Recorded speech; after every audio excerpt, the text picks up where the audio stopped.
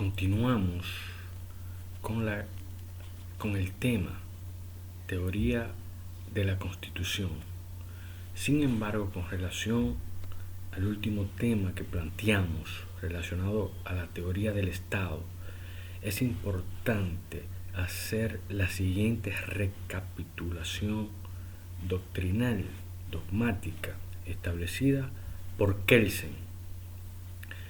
Con relación al positivismo jurídico, que es un defensor y identifica al Estado con el derecho, estableciendo que en el Estado debe regirse mediante un ordenamiento jurídico establecido y relacionado con el pueblo y el territorio, pero concatenado con ese ordenamiento jurídico que es establecido por el derecho e institucionaliza de una u otra manera el poder. Ese era el concepto, la concepción dogmática con respecto a la teoría del Estado que establece Kelsen. Sin embargo, Heller establece la construcción de la teoría del Estado desde el punto de vista sociológico, y por eso es que Heller y Engels tienen en cierto sentido una unificación o unidad de criterio en el sentido eminentemente sociológico, en virtud de que Engels establece que el poder debe de mitigar la diferencia de clases. Entonces, cuando se habla de diferencia de clases, necesariamente tiene que haber un punto neurálgico con respecto al estudio de la sociología. Entonces, en ese sentido, tanto Heller como Engels establecen desde un punto de vista sociológico la definición o la concepción del Estado.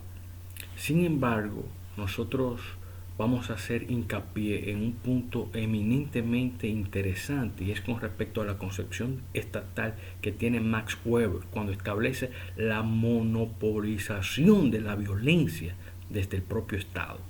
Y nosotros hacemos un aparte en este término en virtud de que se está hablando de violencia y en una concepción, y actualmente traer esta concepción actual de la definición del Estado cuando monopoliza la violencia nos de una u otra manera, yéndonos a la propia historia de la evolución de la propia sociedad, cuando el Estado, independientemente del régimen, ha usado la violencia, pero más en esos estados totalitarios. En el caso, por ejemplo, de la KGB, de la policía, de la policía soviética, la KGB rusa, la Gestapo de la policía nazi en Alemania, la Inquisición europea y la Inquisición española, todas, absolutamente todas las dictaduras latinoamericanas utilizaron violencia y utilizaron la muerte, utilizaron el terror en contra de muchos ciudadanos para permanecer muchas veces en el poder. Entonces, y utilizaron también la policía paramilitar, los escuadrones de las muertes en muchos estados. Entonces vemos cómo de una u otra manera Max Weber tiene razón con respecto a la monopolización de la violencia del propio Estado. Cómo la violencia está concatenada con el poder. Es una forma de poder. Ejercer la violencia en contra entonces del territorio en un determinado pueblo. Y nosotros traemos esto a colación toda vez de que, independientemente del régimen democrático que hay en República Dominicana, se ejerce de una u otra manera un poder con violencia institucionalizada. Es decir, no es porque hay un régimen democrático y hayan instituciones y hayan leyes y haya derecho y de una u otra manera un ordenamiento jurídico que puede organizar el Estado, no quiere decir que no haya violencia. Existe violencia, pero de manera institucionalizada. Entonces, ¿qué sucede?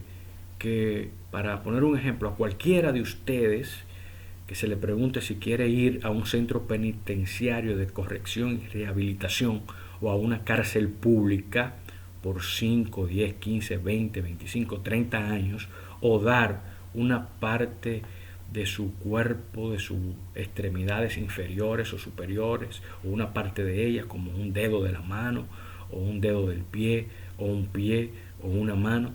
Entonces vemos cómo sustituir o cambiar un miembro de su cuerpo por no ir a la cárcel. Entonces eso es crueldad, eso es violencia, cercenar la parte del cuerpo de cualquier persona, eso es violencia, tal y como lo establece el maestro Binder en ese sentido.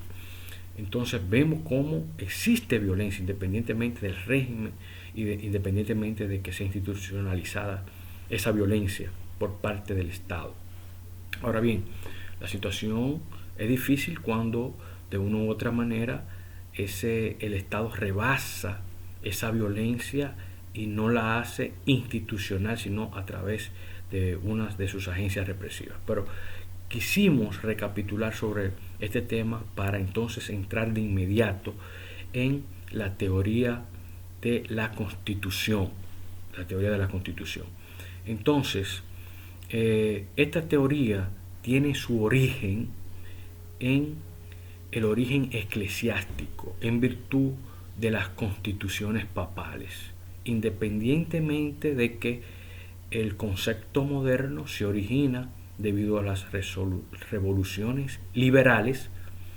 No menos cierto es que esto tiene una concepción eminentemente de procesos históricos durante la humanidad, y este concepto también se origina en los hebreos, y se origina porque de una u otra manera había una ley natural por encima de la ley positiva que limitaba el poder y tenía una carga eminentemente moral, una carga eminentemente ética, no así establecida de manera escrita, y porque estaba vinculado eminentemente también al poder divino.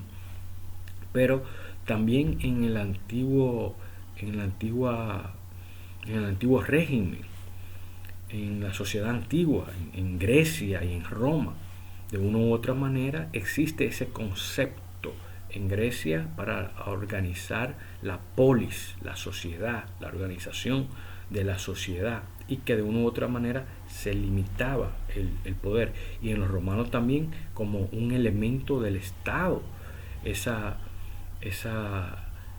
constitución, ese concepto y de organización del pueblo también. Y toma un concepto mucho mayor preponderante a partir ya de la Edad Media, que viene esa concepción arrastrándose desde esa Edad Media para luego hacer uso en esos procesos revolucionarios liberales. Entonces, en la Edad Media tiene una importancia ese concepto que se asimila prácticamente al concepto moderno, con esa limitación de poder, y de una u otra manera como el rey se desprendía de ciertos poderes para otorgárselo a ciertos estatutos, a ciertos fueros y a cierta parte de la sociedad en la época medieval, y también las leyes medievales en ese sentido con respecto a esa limitación del poder. Y luego esto se traspasa al periodo del absolutismo, aunque en el periodo del absolutismo se quiere seguirse llevando a cabo lo que ocurrió en la época medieval, no necesariamente surtirá esos efectos, porque tiene que ver muy relacionado todo este tema con el poder divino. Entonces no pudo continuarse con las conquistas que se logró en la Edad Media. Y Entonces pasamos luego del absolutismo al naturalismo racionalista. Entonces ese naturalismo racionalista tiene que ver eminentemente con ese pacto social, el pacto social establecido entre los hombres y el Estado, de pasar de ese estado naturaleza en el que están los hombres al estado, al Estado. ¿Por qué? Porque se entiende que pasando de ese estado naturaleza, al pasar al Estado, entonces los hombres van a recibir un estado bienestar, mayor bienestar, pero también mayor seguridad en el sentido integral de la palabra. Seguridad que puede ser individual, una seguridad colectiva, una seguridad familiar, pero también, si se quiere, una seguridad social. Van a tener mejor organización con respecto a todo el desarrollo de la vida de los ciudadanos. Por eso es que se pasa de ese estado naturaleza a ese estado bienestar. Y este tema es bien desarrollado y discutido por Locke y Rousseau, como anteriormente a este tema ya habíamos visto y habíamos explicado. Entonces, ¿qué sucede? Que viene esa evolución del movimiento liberal, y en la revolución liberal inglesa es que en el siglo XVII va a tener como parámetro el primer texto constitucional escrito en esa revolución liberal, liberal inglesa en el siglo XVII. Y es precisamente el juez Coke en 1610, en el caso Bonham's Case, que establece que la ley otorgada por el Parlamento que vaya en contra del derecho común y que vaya en contra de la razón, esa ley entonces tenía que ser revisada por el propio derecho común, y al ser revisada, si era irrazonable, entonces devenía en nula, de nulidad absoluta.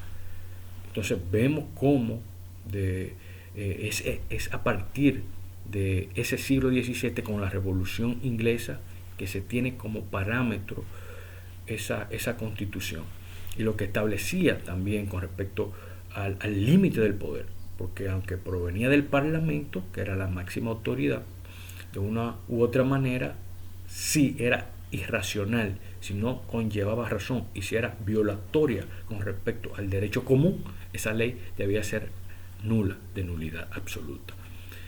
Pero ¿qué sucedió? Que en Inglaterra la soberanía parlamentaria ganó, y esa soberanía tuvo tanta contundencia con respecto al poder avasallante que tenía el Parlamento, que ningún otro poder podía contrarrestarlo, y no pudo continuar con ese origen que nosotros acabamos de explicar. Y por eso fue que la Constitución, con respecto a la Revolución Norteamericana, mantuvo mayor receptividad con respecto a la vinculación al Estado de Derecho y a la limitación del poder, y al propio límite constitucional que tiene cualquier acto contrario a la Constitución.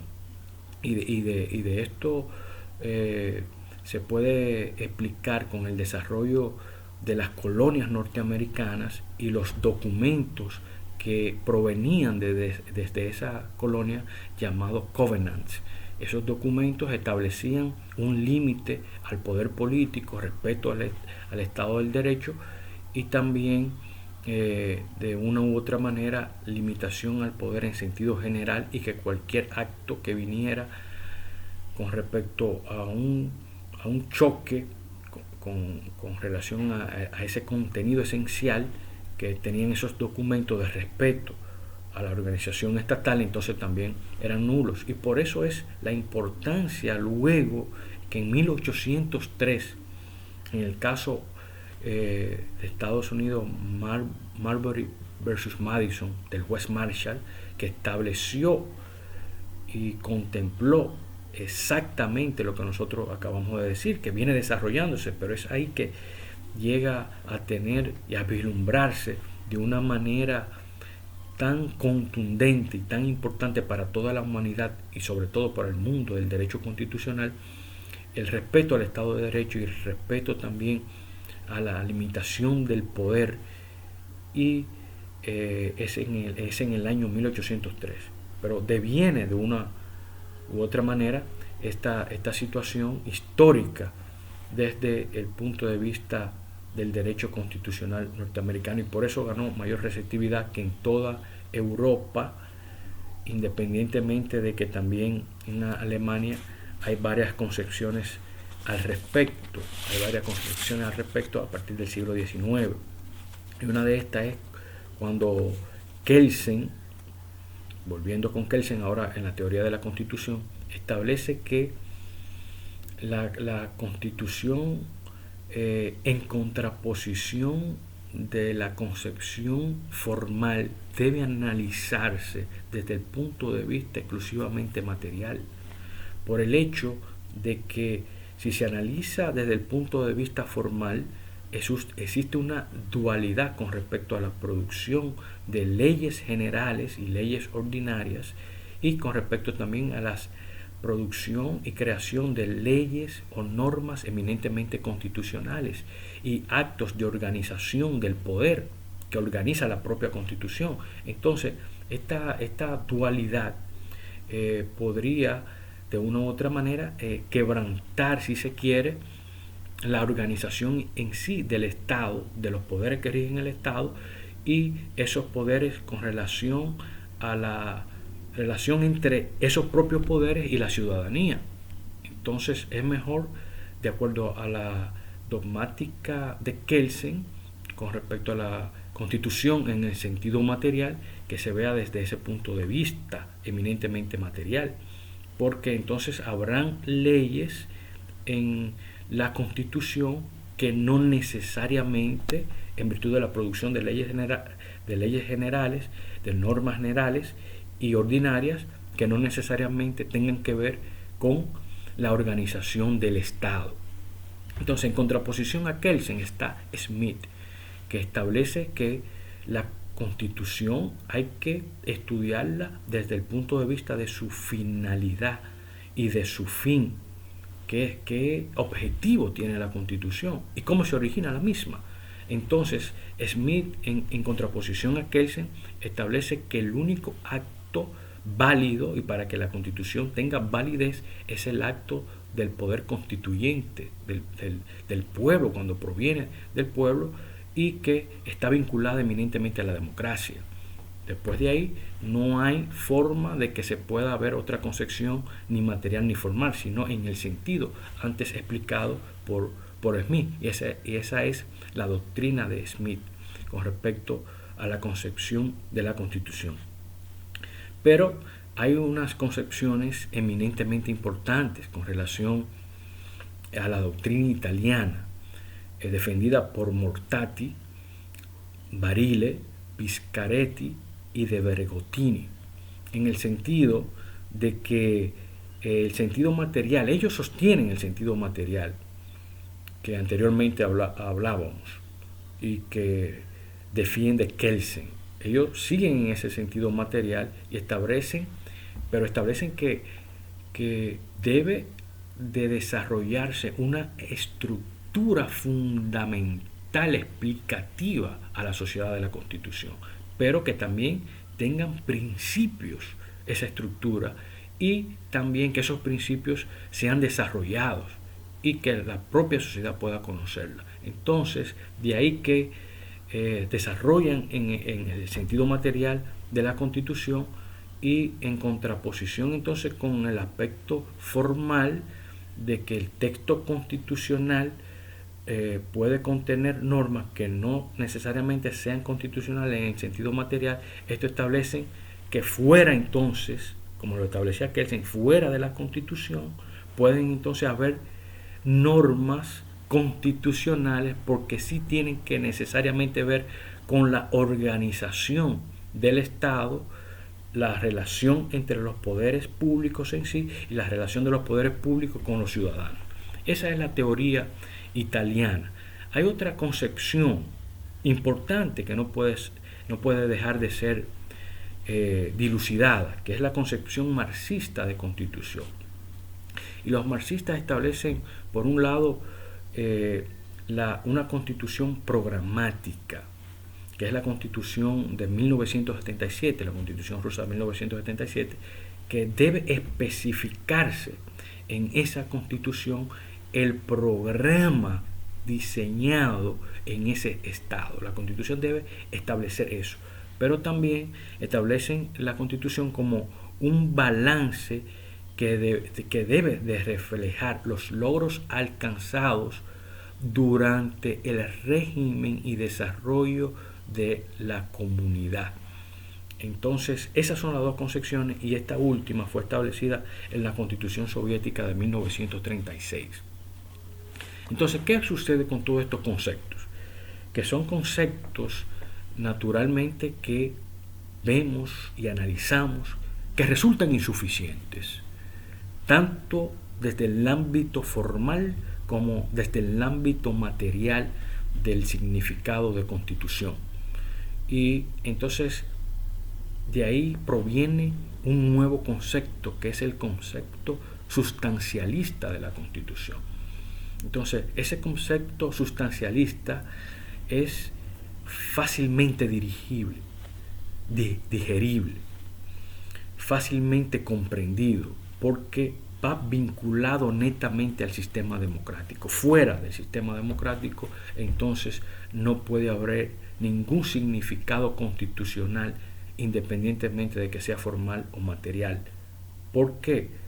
Por el hecho de que aún en otro régimen que no sea el democrático, si hay una concepción formal o material y organización inclusive del poder, si no es democracia, no significa absolutamente nada. Es como si no se estuviese nada en cuanto al plano constitucional. Entonces, algo que esté fuera del régimen democrático, entonces ya de plano no puede hablarse del concepto y de ningún concepto. Entonces, eso es lo que provoca el concepto sustancialista de constitución. Pero ese concepto sustancialista de constitución establece que la constitución debe ser una constitución abierta, debe ser una constitución de una u otra manera incompleta, y debe ser una constitución inacabada. Y ahí entonces, con ese paso, es que se ubica el derecho constitucional en la Constitución, y el significado y la vigencia y la importancia del derecho constitucional como disciplina que viene a rescatar y a objetivizar esas transformaciones producidas en la propia sociedad con respecto a aquellos parámetros constitucionales inacabados, incompletos, que están contenidos en la propia Constitución. Y de ahí es que deviene también en la importancia de la interpretación constitucional y la importancia también del surgimiento de los tribunales constitucionales, siempre que sea en verdadera defensa de la Constitución y del régimen democrático de la nación. Entonces, ese concepto sustancialista de la Constitución lo aproxima tanto al procedimiento histórico, al procedimiento sociológico y al procedimiento normativista que a través de los años, de las historias, de las revoluciones, ha tenido la Constitución, para que sea una Constitución, a través de esos procesos revolucionarios liberales, una Constitución liberal, una Constitución jurídica, una Constitución desde el plano también sociológico aceptada por la sociedad.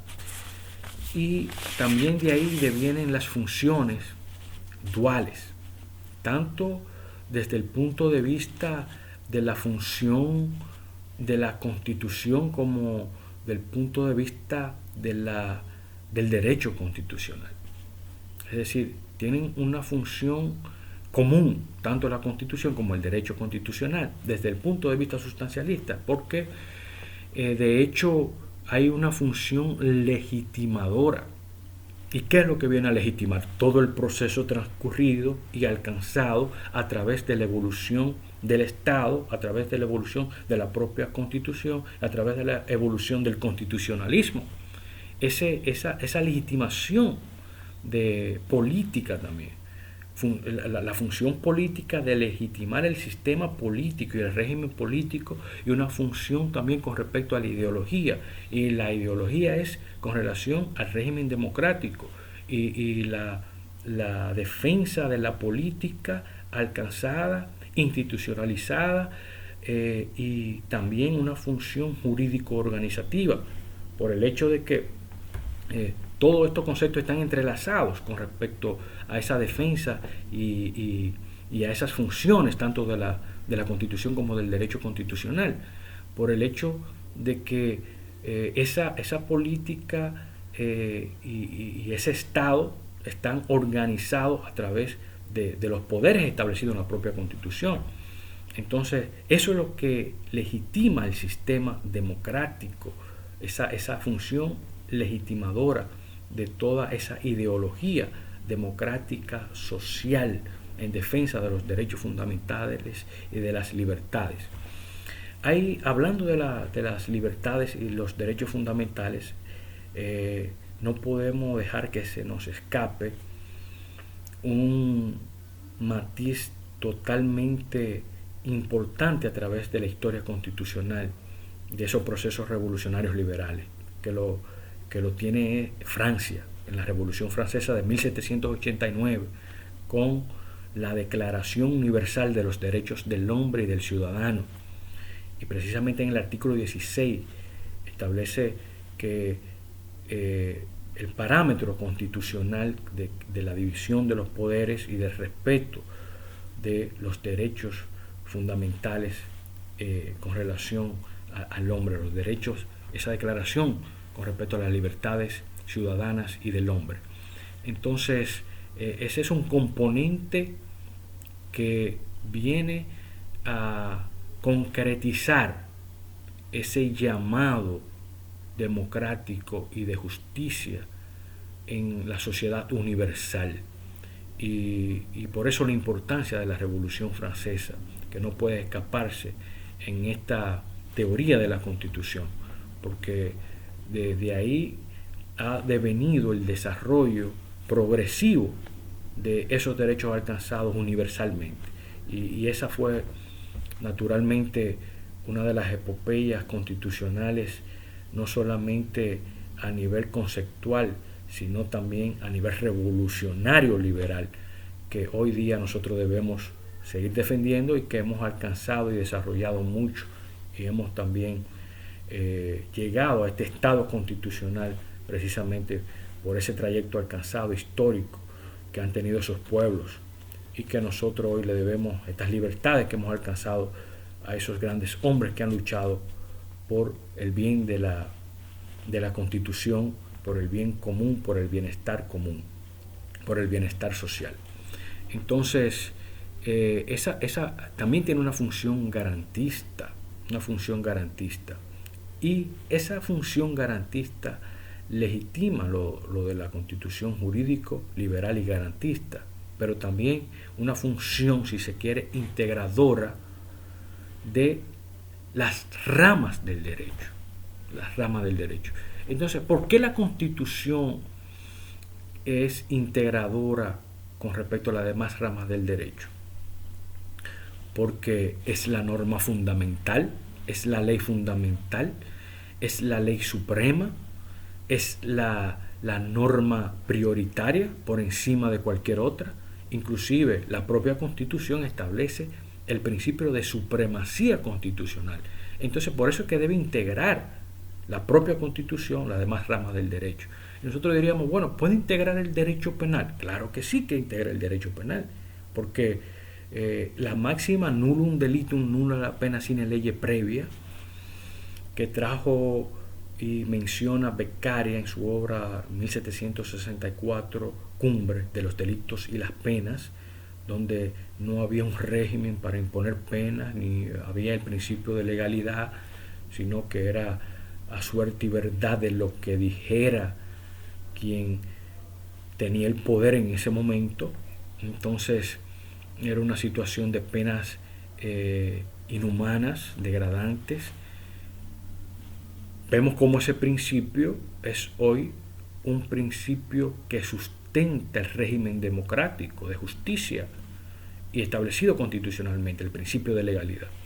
Porque el derecho constitucional integra el derecho penal, porque con relación a la imposición no solamente de una pena, sino a la calificación jurídica de un tipo penal mediante los caracteres del delito, como la tipicidad, la antijuridicidad, la culpabilidad, debe estar contenida y descrita en una ley. Ese es el principio de legalidad. Entonces, una medida de seguridad que se le puede imponer a una persona también. Y con respecto al proceso en todos los sentidos, se debe garantizar el debido proceso, y la Constitución establece el debido proceso, y el debido proceso envuelve comprensivamente y absolutamente todos los derechos fundamentales, y en el caso penal con mucho mayor importancia, porque se está hablando de la libertad de una persona, como derecho fundamental tan sagrado como el de la vida, y también de otros derechos tan importantes como el derecho a la presunción de inocencia, contemplado en la propia Constitución. Es decir, que contempla por un lado el respeto al debido proceso, procesalmente hablando, con respecto al derecho procesal penal, pero a cualquier otro proceso. Y nosotros, cuando hablamos de cualquier otro proceso, podríamos entonces involucrar también el derecho privado. Nosotros decimos que sí, claro que sí. El derecho privado, civil, mercantil, comercial, laboral, en virtud de que el derecho privado, aunque se respete, claro está, la autonomía de la voluntad y lo del pacta sunt servanda en materia civil, necesariamente hay muchas situaciones, como hoy en día inclusive estamos viviendo, que hay imprevisiones, caso fortuito, fuerza mayor, y también la teoría de la imprevisión. De una u otra manera, esto va a resultar la intervención del derecho constitucional para poder, mediante la interpretación constitucional, resolver todo este impasse como constitución precisamente inacabada, como constitución incompleta, como transformación de la propia sociedad y los casos que en la propia sociedad se van dando, y que naturalmente nosotros y el mundo no sabía que venía esta situación que estamos ahora padeciendo. Y de una u otra manera el derecho constitucional, más que cualquier otro derecho, que ya inclusive es derecho común, y ya el derecho civil pasa a ser un segundo plano, tanto a nivel de fuente de derecho como de derecho común, porque el derecho común no es más que el propio derecho constitucional. Esa situación no puede, tiene que integrarla también el derecho constitucional. Y nosotros vemos cómo también el derecho financiero, el derecho bancario, no puede estar alejado del derecho constitucional, jamás, porque la banca, la ley monetaria y también lo eminentemente financiero no se le puede dejar como un liberalismo radical de cero intervención estatal. El derecho constitucional y nuestra Constitución contempla ese Estado social y democrático de derecho. Por un lado los derechos económicos, pero también los derechos sociales. Y esa concatenación y esa vinculación entre la economía y el trabajo. Pero no se le puede dejar solo a unas personas desde un punto de vista que rijan el comercio eminentemente sin intervención estatal. Ahí está el Estado y ahí está la Constitución que regla esa, como normativa procesal, ese régimen monetario y financiero aquí en este país y en muchas otras naciones también. Entonces la Constitución también contempla de una u otra manera a nivel de la proporcionalidad y el principio de proporcionalidad en situaciones inclusive como esta, cómo hay que buscar un equilibrio independientemente de la autonomía de la voluntad y de lo pactado entre las partes y de lo establecido en el contrato. La Constitución tiene que entrar a nivel de la interpretación e interpretación pro homine. Es verdad que no se puede afectar la banca, es cierto que no se puede afectar lo monetario, pero es cierto también que no se puede afectar a tantas familias, a tantas personas que están pasando tanta penuria en este momento y que no pueden cumplir con sus compromisos por esta situación que ha acontecido en el mundo. Entonces ahí tiene que entrar también el derecho constitucional. Entonces, desde el punto de vista de la política criminal del Estado, entra el derecho constitucional a arreglar la política criminal del Estado. Nosotros entendemos que sí, porque muchas veces se confunde derecho penal, derecho procesal penal con la política criminal del Estado y se culpa a la legislación penal y procesal penal con la criminalidad. Y eso es una situación totalmente incomprensible, diríamos nosotros, porque interviene tanto el Código Penal como el Código Procesal Penal cuando sucede el delito. El delito, para que no suceda, muchas veces tiene que ver con la eficiencia y efectividad de la política criminal del Estado en el sentido y en el factor preventivo, pero también con respecto al factor de la persecución de la criminalidad a través de las políticas necesarias para poder contrarrestar el crimen también una vez ocurrido, sea a nivel operativo, sea a nivel también legislativo. Pero naturalmente que existe esa confusión. Entonces, el derecho constitucional y la propia Constitución establece precisamente al propio Estado y a las agencias represivas del Estado que existe la inviolabilidad de la vida. Aquí no hay pena de muerte. Entonces, esa política criminal del Estado para contrarrestar la criminalidad, provocando tantas muertes en intercambio de disparos o simple y llanamente liquidando a muchísimos ciudadanos, ejecutándolos, no es de respeto al Estado de Derecho, al Estado constitucional. Es decir, debemos de contrarrestar la criminalidad, pero buscando los mecanismos efectivos y eficaces para que no se le vulneren esos derechos fundamentales, jamás la vida, pero tampoco la integridad física. Y hablando de la integridad física y de la transformación también del derecho penal, que ahorita hacíamos referencia, y esa transformación desde el punto de vista tecnológico que ahora estamos viviendo en pura tecnología, inclusive esta intervención a través de esta intervención a través de este medio precisamente es un ámbito eminentemente tecnológico.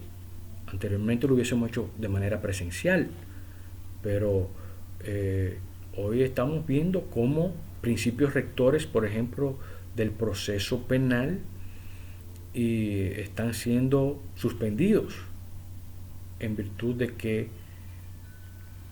se está teniendo otra nueva modalidad y a través de la propia tecnología. Entonces ahí entra también un equilibrio y un razonamiento de cómo se tiene que ventilar y se seguirá ventilando y en cuáles etapas más podría llegar esta situación. Podría llegar inclusive a la etapa del juicio. Se necesitarían modificaciones constitucionales al respecto, se necesitarían modificaciones legislativas al respecto o bastarían reglamentos. Todo esto nosotros tenemos de una u otra manera que analizarlo, pero es sumamente y resulta sumamente importante desde el punto también de vista constitucional. Y hablando de lo jurídico y de lo liberal, pero también de las garantías establecidas en la propia Constitución. Pero hablando de la propia integridad física y de la evolución que ha tenido el derecho médico, y en el mismo caso actual de la pandemia por la cual estamos pasando, la bioética, la biomedicina, la medicina. Es decir, hasta ahora, por ejemplo, ¿cuántos medicamentos se le dieron a muchísimas personas para poder contrarrestar ese virus? Y muchas de ellas perecieron, murieron. Entonces, hoy no se sabe si fue a consecuencia del virus o a consecuencia del medicamento que fue indicado, y naturalmente que es una situación que no pudo contrarrestarse en ese momento, pero tampoco a ciencia cierta sabemos. Y no solamente pasó aquí en la República Dominicana, sino en muchos otros países. Pero desde el punto de vista médico y con respecto a la propia integridad física, un consentimiento informado para la protección del médico vale, constitucionalmente hablando, el irrespeto a la integridad física, que puede desencadenar muchas veces en amputaciones de miembros del cuerpo, en lesiones permanentes que pueden inclusive significar el atentado contra muchísimas vidas humanas por el hecho de un consentimiento informado. Es decir, que de una u otra manera está la Constitución y el derecho constitucional, debido a las propias transformaciones que sufre la sociedad, obligado a intervenir a través de esa interpretación en defensa siempre de la Constitución y de los derechos fundamentales, y de una u otra manera de esa organización que establece del Estado, pero que sea una interpretación pro homine, que esté encaminada siempre al respeto de esos derechos fundamentales, y a través de la propia internacionalización de los derechos humanos y esa vinculatoriedad que establece la propia Constitución con relación a los instrumentos internacionales que tienen rango constitucional, en este caso como es el Pacto Internacional de los Derechos Civiles y Políticos y la Convención Americana de los Derechos Humanos, la Convención del Niño y muchos otros instrumentos internacionales que son importantísimos, pero que no vale ahora mismo la pena mencionar sino lo que hemos establecido. Entonces, vemos cómo también hay fuentes del derecho constitucional. ¿Y cuáles son esas fuentes? ¿Cuáles son las fuentes del derecho constitucional? Está la Constitución escrita. ¿Por qué? Por lo que anteriormente hemos dicho con respecto a la Constitución. Es norma suprema, es norma prioritaria en virtud del principio constitucional de supremacía, la supremacía constitucional. Entonces, y por la capacidad integradora con respecto a todas las demás ramas del derecho que hemos aplicado con anterioridad. Entonces, la Constitución escrita es la primera fuente del derecho, la primera fuente del derecho constitucional, y también la jurisprudencia en sentido general, pero más la jurisprudencia constitucional, las emanadas de los tribunales constitucionales, y específicamente en un territorio determinado, cuando hay tribunal constitucional, que es en el caso aquí de la República Dominicana. Entonces, la importancia, porque tiene un efecto de respeto por todas las demás tribunales, por todos los demás poderes públicos, poderes del Estado. Entonces, y por eso los tribunales constitucionales, los jueces que integran el Tribunal Constitucional, deben saber a pura conciencia el sagrado deber nacional que tienen con respecto a toda una sociedad en su conjunto. Es decir, ese proceso histórico, ese proceso normativista, ese proceso sociológico, esos procesos constitucionales liberales que ha librado la humanidad, no puede apartarse jamás, si no sea para defender la democracia institucional y la Constitución. Vemos cómo se han cometido errores, pero naturalmente entendemos que no se pueden seguir cometiendo. Es en defensa siempre de los derechos fundamentales, los derechos constitucionales, por la importancia de que ciertamente son fuentes del derecho y del efecto que tienen esas sentencias.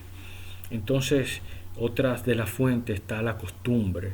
Bueno, hemos dicho que tenemos Constitución escrita, jurisprudencia constitucional escrita. Entonces la costumbre no tiene un significado aquí en la República Dominicana tan contundente como lo tiene la Constitución y lo tiene también la jurisprudencia constitucional en ese sentido.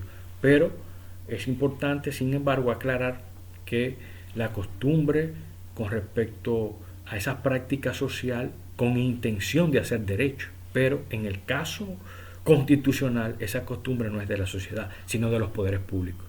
Entonces jamás se puede permitir, teniendo una constitución escrita, jurisprudencia constitucional y muchísimas legislaciones, en nuestro caso, que pueda hacerse costumbre, y más si es una costumbre que desborda y desnaturaliza el derecho constitucional y a la propia Constitución. Pero sin embargo es válida la costumbre en el derecho consuetudenario, como es en el caso de Inglaterra, que no tiene una constitución escrita, sino que es por precedente que se va haciendo el derecho, independientemente de que el Parlamento vote una ley, es luego cuando se decide mediante el derecho que tiene vigencia esa ley, independientemente de que haya salido del Parlamento. Entonces, por otro lado están los principios generales del derecho. Actualmente, en esta sociedad en que estamos viviendo y en este mundo moderno legislativo, nosotros vemos cómo cada legislación contiene sus principios de primero. Entonces, esos principios generales, en su gran mayoría, han sido acogidos ya legislativamente. Sin embargo, el principio siempre, independientemente de que no exista una concepción tan específica, el principio de justicia, el principio de seguridad jurídica más allá del puramente de irretroactividad de la ley, sino en su conjunto, el integrado tanto en la Constitución como en la ley, en el propio principio de legalidad, debe siempre respetarse. Y si hay un choque con cualquier otro principio, sean principios generales o principios contenidos en la Constitución o en cualquier otra ley, si choca con ese principio de justicia, debe primar la justicia. Debe primar la justicia. Entonces, como último tema tenemos las tipologías de las constituciones. Existen constituciones escritas y consuetudinarias. Las escritas son las que están escritas, valga la redundancia, en un texto, como es el caso de la República Dominicana. La consuetudenaria no está contenida en un solo texto, sino que en muchos otros de manera diversificada, porque no están contenidas solamente en una ley, como es el caso de Inglaterra, volvemos a ponerlo como ejemplo, y naturalmente que mediante el estudio de los precedentes con relación a las decisiones que han tomado en un determinado punto, un determinado derecho, es que se va a decidir por los precedentes ya que se hayan tomado en ese sentido. De ahí viene el derecho consuetudenario. Existen constituciones extensas y breves. No hay una definición exacta de cuántos artículos se puede establecer una constitución breve o extensa, pero sí, por ejemplo, la República Dominicana tiene esa característica de tener una constitución extensa, porque organiza el Estado, desarrolla cada órgano constitucional, cómo se origina, cómo se compone, hasta qué momento es la vigencia y el vencimiento del periodo para el cual fue elegido, cómo está compuesto, etcétera. Desarrolla la organización del Estado en los poderes, pero también con relación a los derechos fundamentales y al debido proceso y a los deberes y las libertades fundamentales. Es decir, que la República Dominicana, y qué bueno que sea una constitución extensa, porque así de una u otra manera se viola menos la Constitución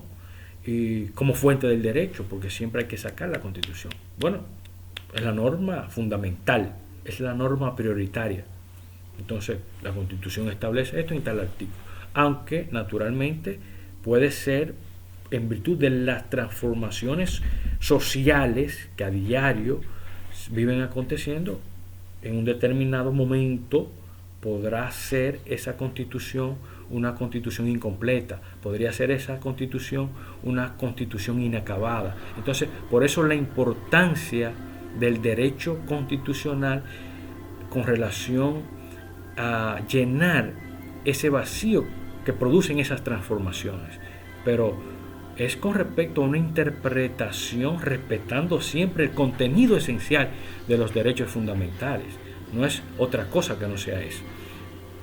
Entonces, bueno, hay constitución extensa, la española de 1812 y la actual de 1978, que prácticamente podríamos decir que existen constituciones originarias también y derivadas. En el caso de la República Dominicana es una constitución derivada, no originaria, aunque hay campos de aplicación eminentemente y producto de los factores sociológicos que se aplican aquí en la República Dominicana, pero derivan de otras, por ejemplo, del propio caso de la Constitución española. Y ahí estamos ya aplicando la Constitución originarias y derivadas, que cuando originarias, doctrinas establecen cuando rompen con el sistema y se establece un nuevo modelo político. Por ejemplo, cuando se rompe y se quiebra con el antiguo régimen para entonces pasar a un Estado liberal o un Estado liberal y democrático, un Estado democrático y social de derecho. Entonces, aunque existen otros que establecen también que por el hecho de establecer de nuevos derechos fundamentales, entonces ya estaríamos hablando de una constitución originaria. Sin embargo, nosotros entendemos que y nos quedamos vinculados con la primera teoría. Con relación a las constituciones rígidas y flexibles, bueno, hay constituciones rígidas cuando establecen un procedimiento para el origen de la constitución o modificación de la constitución totalmente distinto al establecido para la modificación o creación de las leyes ordinarias. Y son flexibles las constituciones cuando son o utilizan el mismo procedimiento de modificación que el utilizado para las leyes ordinarias. Entonces hay flexibilidad. Nosotros tenemos una constitución rígida y pasó actualmente así. Si hubiésemos obtenido una constitución flexible, hubiese hoy habido una constitución nuevamente modificada para dar paso inclusive a una nueva reelección presidencial, pero por ser una constitución rígida no pasó. Y es importante la rigidez de las constituciones, porque las constituciones tienen en cierto sentido un espacio de permanencia, porque fue un voto y un origen, la modificación constitucional, si se quiere, aunque no fue producto del poder constituyente, sí tuvo, en virtud del poder de representación, un poder eminentemente popular también. Entonces, en ese sentido hay que respetarlo. Es verdad que muchas veces cambian las cuestiones eminentes políticas, congresuales, etcétera, hay mayoría, pero la Constitución es de minoría. El respeto a los derechos fundamentales es de minoría, es a todos, no importa que sea uno. Es decir, se debe respetar independientemente de los cambios que puedan producirse en una sociedad determinada. Y naturalmente que también hay otra clasificación que es con relación a las constituciones otorgadas, pactadas e impuestas. Las constituciones otorgadas es cuando el rey cede parte de sus derechos al Parlamento para que haya un equilibrio en ese sentido. Y las constituciones pactadas es cuando se llega a un consenso entre el rey y el Parlamento para que también haya un equilibrio. Y las constituciones impuestas es cuando el rey acepta esa disposición que ha establecido el pueblo. Y independientemente cuando no hay rey en este caso, cuando el propio pueblo rompe y quiebra el sistema, entonces impone ese nuevo modelo y esa nueva constitución. Y por último, aquí sí ya sería el último tema, que es la clasificación del Lowenstein. Y hace una clasificación ontológica con respecto a las constituciones. La definen normativas, nominales y semánticas. Normativas cuando existe cierta concordancia o una concordancia absoluta en lo que establece el texto constitucional y lo que establece sociológicamente la práctica del pueblo y también de sus gobernantes. Hay respeto en ese sentido a la Constitución. Yo quisiera que ciertamente la Constitución fuera normativa en ese sentido de la clasificación que hace Lowenstein, que se aplicara exactamente el contenido esencial de esos derechos fundamentales establecidos en la Constitución de la República Dominicana, y que no haya un relajo en ese sentido por muchas jurisdicciones con respecto a muchos derechos fundamentales, como es inclusive el caso del propio plazo razonable, que eso da mucha pena, que hasta en casos, por ejemplo, de acción privada con procesos que ya tienen muchísimos años, que pasan no solamente el límite contemplado en el Código Procesal Penal, que es de los 3 antes de la reforma del Código Procesal Penal y ahora de 4, sino que tienen 7, 8, 9, 10 años en un caso de acción privada sin conocerse ni siquiera el juicio, no se le pueda otorgar ese contenido esencial establecido en la Constitución de la República con respecto al plazo razonable y contenido también en el Código Procesal Penal. Por eso nosotros no tenemos una constitución normativa. Tenemos más bien una constitución, si no semántica, porque no podemos catalogarla como semántica, porque la semántica, de acuerdo a esa clasificación, es cuando no se respeta absolutamente nada del contenido de la Constitución. Aquí sí podríamos decir que tenemos una constitución nominal, que es cuando se desajustan con respecto a ciertos principios y derechos fundamentales contenidos en la propia Constitución y la propia sociedad en la práctica sociológica o los propios poderes del Estado no la respetan.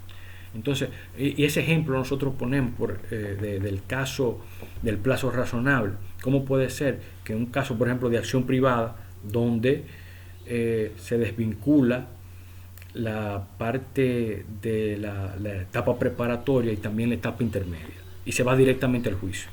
Es decir, y se puede demostrar también que no ha habido dilación procesal con respecto a los justiciables.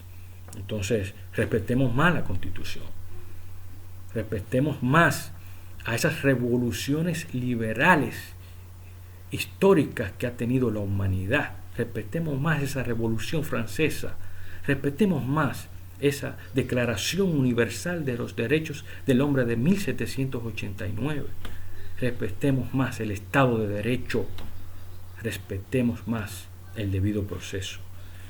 Señores, ha sido un grato placer y un honor haber compartido con todos ustedes.